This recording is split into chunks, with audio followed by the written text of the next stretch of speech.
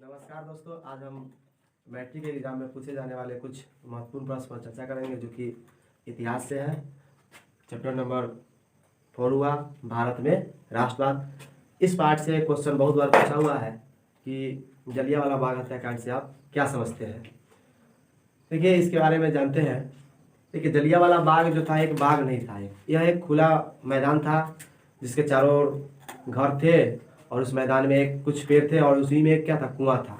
उसी में जो है 13 अप्रैल 1919 को अमृतसर में जलियांवाला बाग में जो है बैसाखी मेले के दिन था। वहाँ पर सब है जो रॉलेट कानून के विरोध करने के लिए एकत्रित होते हैं और सभा जिस समय चल ही रहता है, चलता ही है जिस समय सभा, उसी समय जो है वहाँ पे पंजाब के जो सैनिक प्रशासक हैं जनरल डायर वहाँ पर पहुँचता है और प्रवेश द्वार के बंद करके और सारे भीड़ पर जो है अंधाधुंध गोलियां चलवा देता है, जिसके कारण हजारों लोग मारे जाते हैं। इसी घटना को हम लोग जलियांवाला बाग हत्याकांड कहते हैं। दूसरा प्रश्न है, खिलाफत आंदोलन पर टिप्पणी लिखे। देखिए, आपसे क्वेश्चन इस तरह से भी पूछ सकता है, खिलाफत आंदोलन के विषय में आप क्या जानते हैं। तो इसका आंसर देना है। देखिए, तुर्की का सुल्तान उस समय का था खलीफा, और खलीफा जो था इस्लामी जगत का धर्मगुरु था।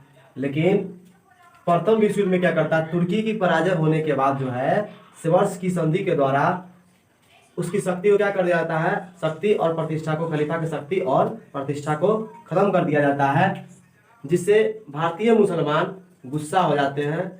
और गुस्सा होने का जो है खलीफा को पुराना गौरव दिलाने के लिए, वही पुराना पद दिलाने के लिए जो है पुराना पद, अली बंधु नामक दो भाई थे, एक शौकत अली, एक थे मोहम्मद अली। ये दोनों भाई ने जो है 1919 ईस्वी में खिलाफत समिति का क्या किया, गठन करते हैं और 17 अक्टूबर 1919 को पूरे भारत में जो है खिलाफत दिवस मनाया जाता है। गांधी जी ने भी इस आंदोलन को क्या किए थे, समर्थन कर दिए थे।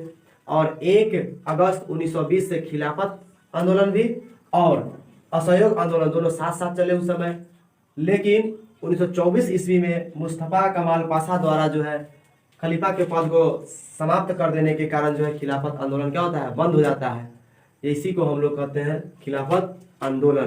प्रश्न है, रॉलेट कानून क्यों पारित किया गया, इसका क्या परिणाम हुआ। देखिए, ये बहुत वीवीआई क्वेश्चन है, इसको याद कर लीजिएगा।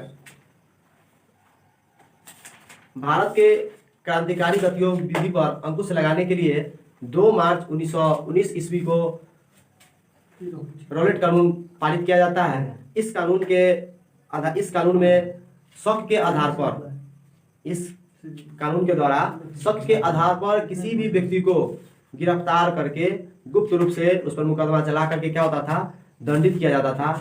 इसलिए इसे भारतीय लोग जो है काला कानून की भी संज्ञा देते थे। इस कानून में जो है ना कोई वकील होता था, ना कोई दलील और ना कोई अपील होता था। इस कानून का बहुत विरोध हुआ था और इसी कानून के कारण जलियांवाला बाग हत्याकांड होता है।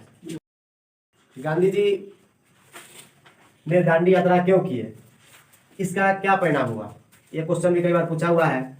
तो इसके आंसर के बारे में हम जान सकते हैं कि गांधी जी नवा कानून भंग कर सबने अवज्ञा आंदोलन शुरू करने का निश्चय किया। इसके लिए गांधी जी ने अपने साबरमती आश्रम से वही 240 मील की दूरी पर एक जगह है दांडी, उसको चुने और वो अपने 78 को सहयोगियों के साथ 12 मार्च 1930 को दांडी यात्रा पर निकल पड़ते हैं। और 24 दिन की लंबी यात्रा के बाद जो है 5 अप्रैल 1930 को दांडी पहुंचते हैं और 6 अप्रैल के सुबह में नमक से, मतलब समुद्र से पानी निकालकर नमक बनाते हैं और नमक कानून को भंग कर देते हैं। इससे पूरे भारत में बिजली की रफ्तार से जो है पूरे भारत में फैल जाता है कि गांधी जी क्या कर दिए, नमक कानून को भंग कर दिए, तोड़ दिए। बस। 5वां प्रश्न है, गांधी इरविन समझौता अथवा दिल्ली पैक्ट क्यों हुआ। इसके बारे में हम लोग आंसर जानते हैं कि प्रथम गोलमेज सम्मेलन की विफलता के बाद 5 मार्च 1931 को गांधी जी और इरविन के बीच जो है समझौता होता है। इसी को हम लोग दिल्ली पैक्ट के नाम से जानते हैं। और इस समझौता के तहत होता है गांधी जी सबने अवज्ञा आंदोलन को वापस लेने की बात इसमें होता है और द्वितीय गोलमेज सम्मेलन में शामिल होने पर सहमति जताते हैं। इसी को हम लोग दिल्ली पैक्ट कहते हैं या गांधी इरविन समझौता कहते हैं।